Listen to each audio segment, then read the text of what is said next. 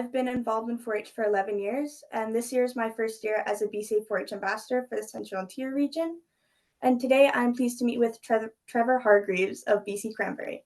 Would you like to introduce yourself? I certainly would. Nice to meet you, Joey. And yes, my name is Trevor Hargreaves. I am the executive director for the BC Cranberry Marketing Commission. Perfect. So, as you reflect on your career, can you tell me a story of a high point, a time you felt most alive, most impactful, or most successful in terms of contributing to your community?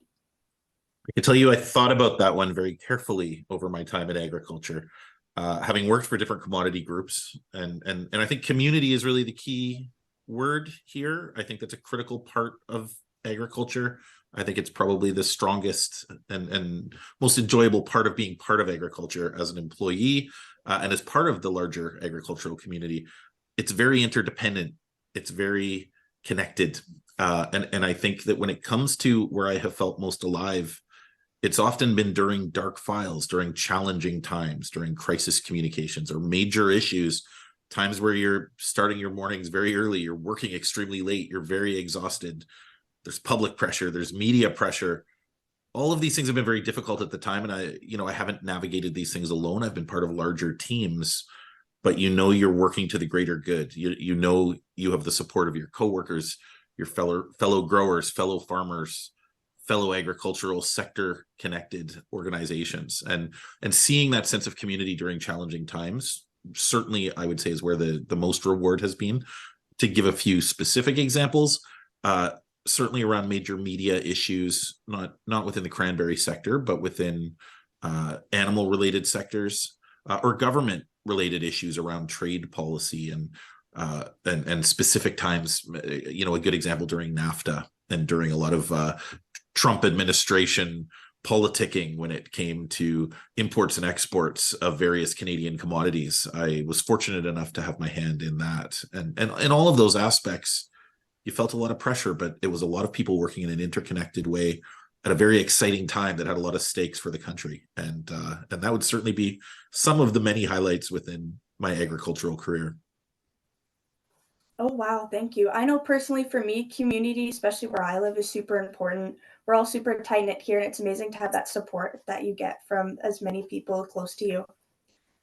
Thinking about your company's contribution to the community, how do you feel that supporting 4-HBC has helped you make a difference? I think that when it comes to 4-H, 4-H has a very long lasting history. It's very holistic in its approach. It's really working to take youth and build up their community skill set, be that, in terms of your own skills, your leadership abilities, you're caring about the community around you. At the end of the day, you're building strong Canadians. You're building a generation of Canadians with well-instilled values and the kind of education that you don't necessarily get in school. And I think trying to strengthen that in any manner we can is a really strong thing, and it's something we need for the future. And especially when it comes to agriculture as well, having the people come through the 4-H program, it leads to strong leaders within the agricultural community in the future as well, because it ever strengthens their agricultural background, as well as the supporting skills that are so necessary. So wherever I've had the ability to better support, be it in terms of my own volunteerism or speaking at events, or just working to help in terms of funds organizationally that I can be helping raise for 4-H, I've always been very happy to do so, because I think it's a critical component to the sector.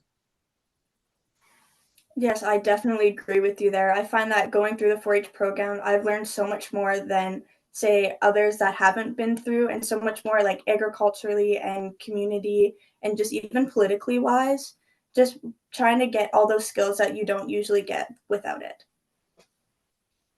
And I've, what I've is one, sorry, Sorry to continue. interrupt. I was just going to say as well, I can certainly tell you that when it comes to hiring employees within the agricultural lens, I always view a 4-H background as a very strong supporting aspect to lean on, because it's instilling a set of skills that are really core fundamental skills that you want in any employee, agriculture or otherwise.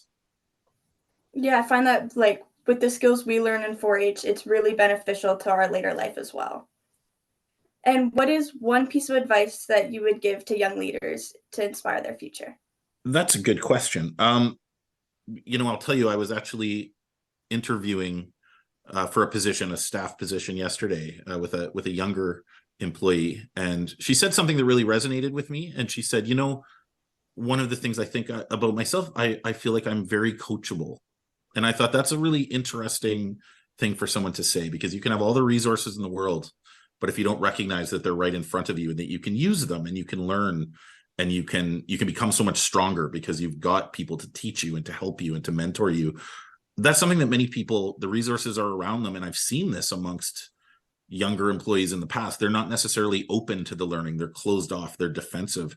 And to hear that really resonated to me. And that's also a core skill I think you learn in 4-H, because you're given such fundamental education as you're working your way through your experience. But that's a really strong lesson to learn, and being open to learning and being open to mentorship and to support from the people you work with is a really good way to ongoingly be learning skills, not just when you're young, but when you're my age as well. I definitely agree there. We're always learning, even like when we think we've kind of figured everything out, there's always more to learn. One of my favorite quotes is listen to learn, not to respond. And I find that has definitely changed the way that I think about things. I'm still waiting on my end to figure everything out. I'm hoping it happens soon. Thank you so much, Trevor, for taking the time to meet with me today and sharing your insight. On behalf of 4HBC, I would love to express our gratitude on your ongoing support. And thank you for helping develop the leaders of tomorrow from the youth of today. Great to meet you, Joey. Thank you.